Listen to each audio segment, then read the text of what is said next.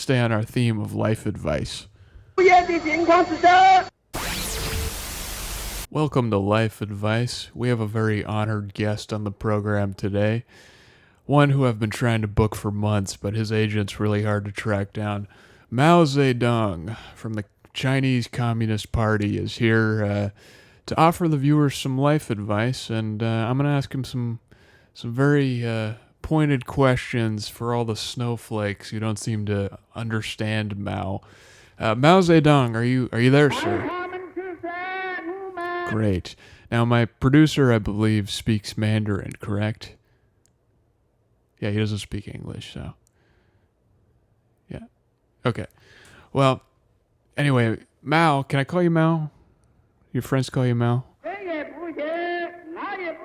Right. Okay, we'll go with Mao. First off, Mao, one of the things I really like about you is you're a man who knows how to deal with a scandal. You know, often when I proclaim my affections for you, the first thing people say to me is, how can you like that guy? He murdered 65 million people and caused a great famine with his great leap forward. Oh, I forgot my opening line. Mao, you would have loved this. I was going to say, I hope this interview gives you a great leap forward. I biffed it, though. I forgot to say that at the beginning. Well, anyway, just imagine what it would have been like if I had nailed that one. Anyway, your great leap forward apparently killed 65 million people, even though we all know it was the lazy farmers who wouldn't get with the program, right? I mean, why don't you expand on that for the snowflakes out there?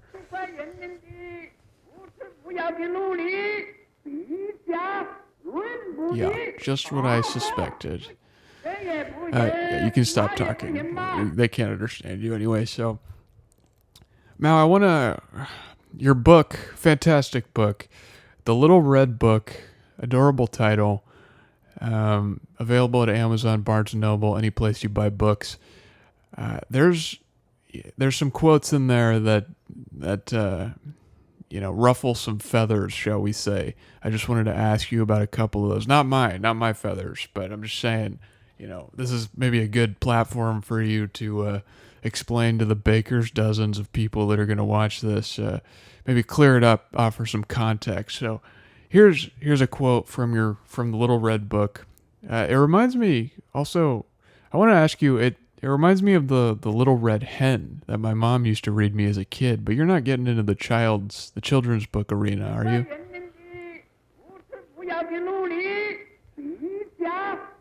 At any rate, here's one of the quotes that gets misconstrued often.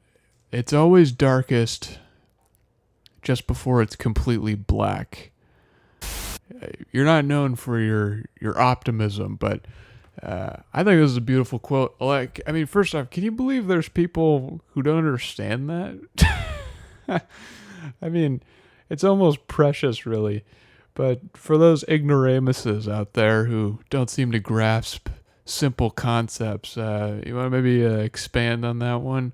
Yeah, I know what you meant. You meant it's always darkest just before the moment it's completely black, except for the moment when it's completely black, right? Like you said, it's always darkest, at that moment before it's completely black. But what you meant was, except for the moment when it's completely black, right? I mean, it's simple stuff, right? The profundity of that quote just always blows me away. But you want to talk about that?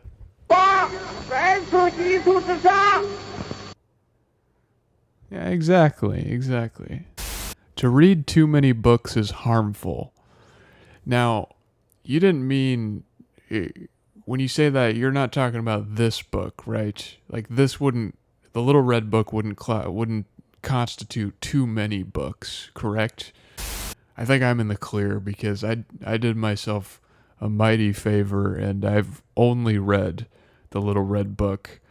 And so I think I'm in the clear as far as not reading too many books, but that's what you meant though, right? It just doesn't apply to your book, right? So it's dangerous to read a lot of books unless unless you've already read a lot of books and then you pick up the little red book. Would you recommend that? Or, I mean, I know what you mean. I know what you're getting at.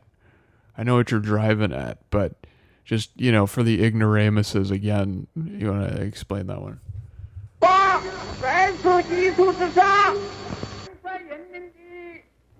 Okay. All right, Mao, as an aspiring politician / revolutionary myself, I was wondering if maybe you could offer me a couple tips. I'm trying to run for dog catcher in my district coming up because I see a real need in that area of politics. I want to spare the name calling, but the dog catcher in my area is not good, to say the least. So, do you have any tips for someone who's just starting to dip his toe into politics? What advice would you give me to stay on our theme of life advice?